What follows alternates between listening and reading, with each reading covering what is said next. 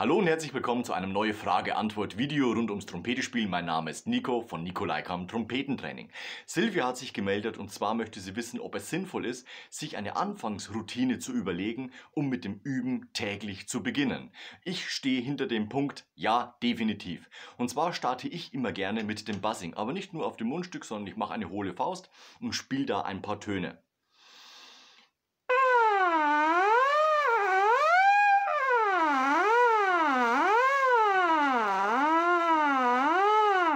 Immer im Luftfluss bleiben, der Ton bricht nicht ab und ich mache natürlich die Wellenbewegung, gehe nach oben, gehe nach unten und lasse die Luft fließen, um meine Lippen aufzuwärmen. Wieso in die hohle Faust? Dort habe ich etwas Widerstand, so wie es beim Trompetespielen später auch der Fall ist. Es gibt natürlich unterschiedliche Buzzing-Trainingsgeräte, wie zum Beispiel den Buzzer etc. pp. Da gibt es ja mittlerweile sehr viele verschiedene, unterschiedlichster Preisklassen. Da kann man auch mal ausprobieren und den besten für sich zu finden. Was ich aber immer dabei habe, ist mein Mundstück und auf jeden Fall auch meine Hand. Deswegen mache ich hier immer das Mundstück rein, spiele ein paar Töne und merke schon, heute fühlt es sich gut an, heute muss ich ein bisschen länger bassen, je nachdem, wie sich eben das Gefühl dann während dem Spielen einstellt bzw. dann auch entwickelt. Wenn ich dann auf die Trompete gehe, das heißt mein Mundstück ist jetzt auf dem Instrument, nehme ich immer meinen Übedämpfer. Das heißt, ich habe hier einen Kappdämpfer mit Tuch drin, habe ich schon mal vorgestellt in einem der anderen Videos, hier oben der Link. Und spiele hier einfach ein paar Sachen wie zum Beispiel ausgehaltene Töne oder Clark Second Study. Auch da gibt es natürlich unterschiedlichste Etüden bzw. Übungen dafür.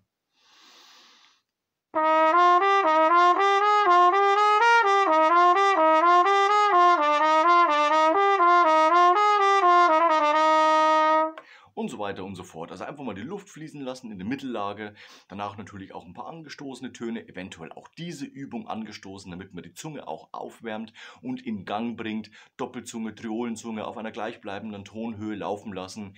Crescendo, Decrescendo Übungen auf einem Ton.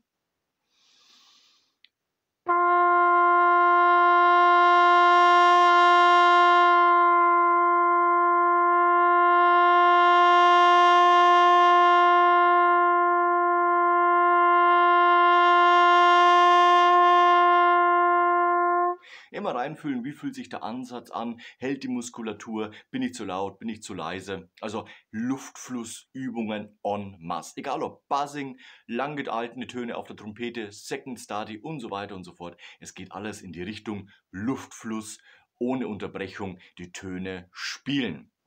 Danach eben gestoßen, auch da natürlich wichtig, dass der Luftstrom konstant nach außen geht, nur die Zunge trennt jetzt die Luft und am Schluss natürlich noch etwas Bindungen, das heißt über ein paar Intervalle, Naturtonbindungen sind natürlich auch immer ganz nett, beziehungsweise natürlich dann einzeln punktuierte Töne, das heißt zum Beispiel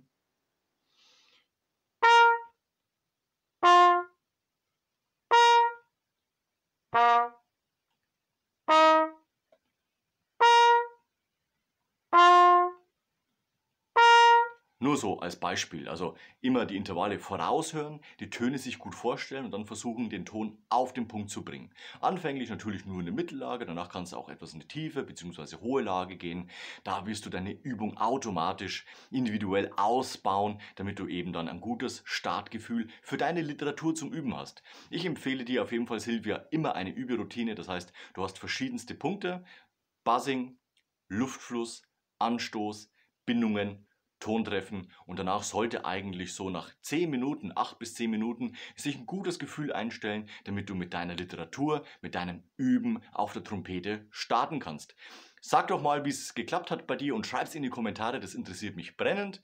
Dauert natürlich ein paar Wochen, bis man da seine Routine entwickelt hat, aber du wirst definitiv davon profitieren und du wirst auch die Übungen variieren, weil du ganz genau weißt, die Übung bringt mir weniger, aber mit der Übung wärme ich mich einfach gerne auf, da habe ich dann immer ein gutes Ansatzgefühl. Schreib es in die Kommentare, halte uns auf den Laufenden und du lass am Ende noch ein Like und ein Abo da, das freut mich immer ganz besonders. Wir sehen uns nächste Woche zu einem neuen Video rund ums Trompetespielen. Bis dahin, ciao, euer Nico.